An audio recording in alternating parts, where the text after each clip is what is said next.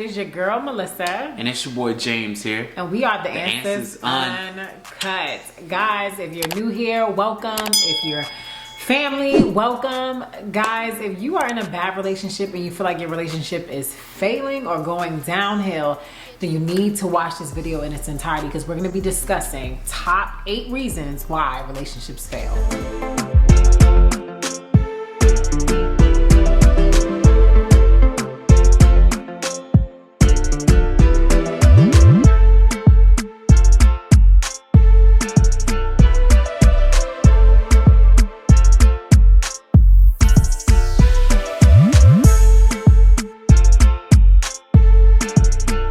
So, the first reason why a lot of relationships fail is not having God in the center of your relationship.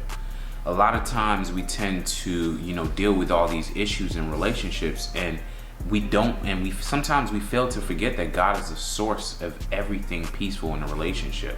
And once we decide to seek God individually and collectively in our relationship, all these issues and all these petty things become very small in the eyes of our bigger goal in God.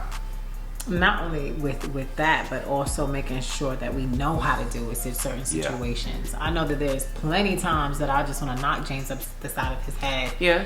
and maybe 30 minutes ago. But because God is at the center of our relationship, not only does God allow for us to know how to deal with these issues, but he gives us guidance with how to treat one another, right? Because love is patient, love is kind. And I remind myself, because God is in the center of our relationship, he teaches us that. Yes. Right? So the second reason why relationships fail is infidelity. I mean, let's just call a spade a spade. There are plenty of times where you may cheat on your partner, and it may be emotional, it may be physical, it may be spiritual, it may be even just doing things that you told them that you were going to do. And unfortunately, that's infidelity. That's betraying your partner. That's betraying your covenant or your agreement. So third reason why a lot of relationships fail is because of the communication aspect. And this is very heavy. This is like right up there at the top 2. But a lot of times in communication, it's not only what you say, but how you say it. Oh, 100%. Your tone. And studies have shown that body language kind of trumps everything when it comes to communication. Body language, then tone, and then actually what you are actually saying. You always have that phrase where it's like, especially with women, like 90% of what you say is how you say it, right? And I feel like, communication is so deep, because I mean, even with the love languages, guys, we did a whole video on love languages. If you did not see it, you want to go back and you want to watch that. But that's a form of communication, understanding what and how your partner conveys and perceives information is a part of communicating with them. So you want to make sure that you have that department up to par, because if not, it can contribute to your relationship not being a success. And also wanted to mention the lack of communication too. So it's not only about like how you communicate when you're talking, but choosing to shut down and not talk. And I know for a lot of guys, this is something that we deal with. Some women too, but just not really wanting to deal with confrontation. Sometimes shutting down and not communicating can also cause that that failure in that relationship too. Definitely. And there's nothing wrong with giving your partner space. But more than likely, there's always going to be a time and a place for everything, and you definitely need time to be able to communicate your feelings effectively. All right, the fourth reason why relationships fail, and let's be honest with each other, I mean, everybody's super fond of this, is going to be insecurity. Guys experience it, women experience it, and this problem I like to call a root problem. Yeah, that's true. Because your relationship could be going off the rails, and it may seem like a surface level issue, but really and truly it boils down to insecurity.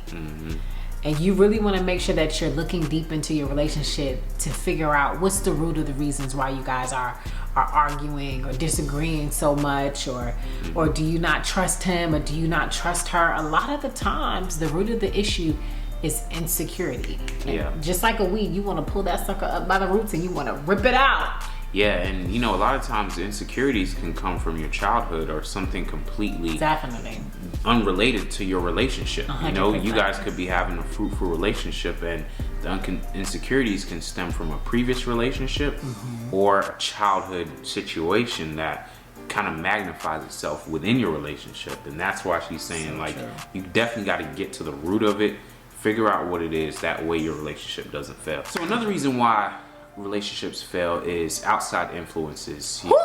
Taking a lot of influence. It's got hot up in here. Yeah, nah, real talk. Like, you know, sometimes family, friends, you know, just people close to you can kind of whisper things in your ear and can cause certain influences in your relationship that are not healthy. You know, sometimes it may be a situation where the person may be looking out for your best interest as an individual. But then at the end of the day, it couldn't work out for the two of you as a couple. So you got to make sure that those influences are very guarded, and you really kind of want to take advice from, you know, people that are in, you know, secure, God-fearing marriages that give you good advice. And to be honest with you, in your relationship, you don't always have to take anybody's advice. You know, and women especially, you know, cleave to your husband. You know, men, cleave to your wife. You know, and even if you guys aren't married, an outside influence could be anything. And when I say anything, I mean anything. Yeah. Like he said, social media. Oh, one of the biggest influences ever. You guys want to make sure that you protect your spirit and what's going into your eyes, what's going into your mind, into your spirit, because we think that stuff that we watch on a daily and we scroll past doesn't affect us. And it does. It's an influence. And it has an influence on our relationship and what we perceive as love and what we perceive as romance. Let me give you an example. You know, you see your friends with a couple on social media, and of course the couple's always gonna put their best foot forward. You're like, oh, such and such, Johnny and Macy are always happy, and you know, they always buying her flowers or this and that. Then you start getting into the cycle of comparing. So all of that stuff is considered outside influence, and you want to make sure that you protect your relationship against it. The sixth reason why relationships fail is because you have that bonnet on, sis. Not the bonnet. You have your bonnet on. No, I'm just kidding. Guys, I already know how it is. You want to be comfortable. But when we did our research, this is definitely a contributing factor as to why relationships fail, and that's being too comfortable. You want to make sure you spice it up for your husband every once in a while. You spice it up for your man every once in a while. And the same thing for men. Same thing for guys. You definitely want You want to comb out the hair every once in a while. You want to stay in the gym. You don't want to start getting slack, start gaining a whole bunch of weight, start getting lazy. For me, that's why I always kind of like went to the gym, worked out, always try to stay in shape. Not just for myself, for my own self-confidence, because I want to look good for her too. You want to look good for me. You know, so at the end of the day, you don't want to get too comfortable. I know that a lot of guys out there can get comfortable. They've already gotten the prize. They've already gotten the woman. So it's like, all right, what else I got to do now? Exactly. And look, we are a Christian couple, but you guys know we're going to keep it real and uncut. We know that physical attraction is what drew you to your partner. So it had to be part of it. So you gotta make sure that when you're in a relationship that you continue that. You don't always have to be on fleek, so they say. But you want to make sure you spice it up every once in a while, for sure. So the seventh reason why a lot of relationships fail is failing to collaborate. I hate to use the word compromise because you don't want to compromise who you are as a person, but sometimes when you are in a disagreement or don't see eye to eye on certain things, you have to be able to collaborate and come to a general consensus that the both of you agree on. And sometimes when one partner is more hard on their stance on things, it kind of creates that friction and it creates that divide. you definitely want to be able to find ways to be able to, you know, just get along with each other, even though we don't agree on certain things, because we don't always agree on things. We are so different. Yeah, and I mean, honestly, if you're with somebody that is different than you are, you're gonna always, you know, have different values and different ideas. Yeah. Yeah. I think we value the same thing. Mm-hmm. I think that we just have different perspectives on a lot of different things, right? Yeah. So this is why it's so important that when you are in a relationship, to make sure that there is some element of collaboration, of compromise, where there's a time where you guys can get together and say, hey baby, that's a really good idea, but maybe we do it a different way.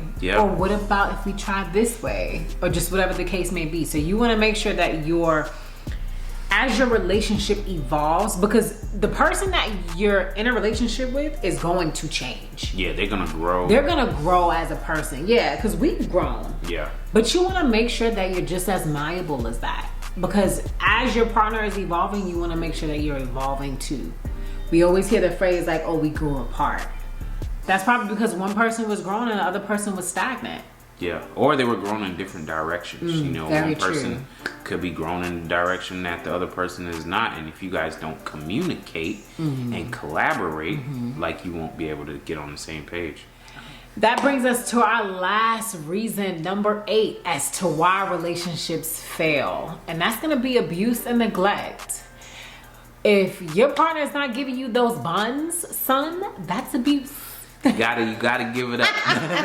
That's neglect. Yeah, neglect and abuse. That's right. We were totally just joking, but like you know, we are real and uncut. So abuse and neglect could look so different in so many different scenarios. It could be, you know, physical touch. It could be sex. It could be, you know, emotional attention. It could be, you know, cooking or cleaning or just whatever the case may be. Anything. That's why it's so important for you to communicate to your partner as to what it is that you need, and vice versa. Yeah, and it's so important because, you know, sometimes we get like this, and it's all kind of stacks on each other because we can get too comfortable and start neglecting. And then once we start neglecting our partner's needs and our wants and our expectations, it kind of leads to this cycle that kind of, you know, eventually leads to your relationship failing. Yeah. So guys, that's what we have for you guys. We just want to do a quick video because hopefully if you watch this video, you can learn from it and make sure that you have the most successful and prosperous relationship there is. And if you thought this video was helpful, make sure you give it a thumbs up and subscribe to our YouTube channel, guys. We appreciate you so much. We are the Answers Uncut.